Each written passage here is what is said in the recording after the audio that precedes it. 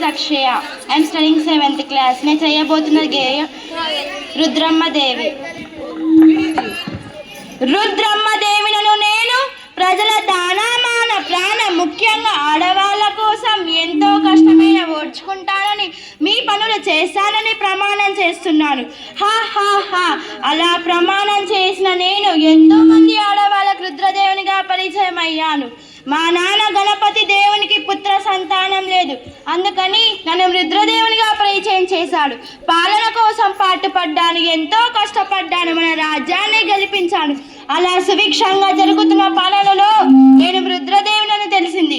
ఒప్పుకోలేరు, కొంతమంది సామాన్యులను ఒప్పుకోలేరు. బాధపడ్డాను, చాలా బాధపడ్డాను, సహించలేకపోయాను.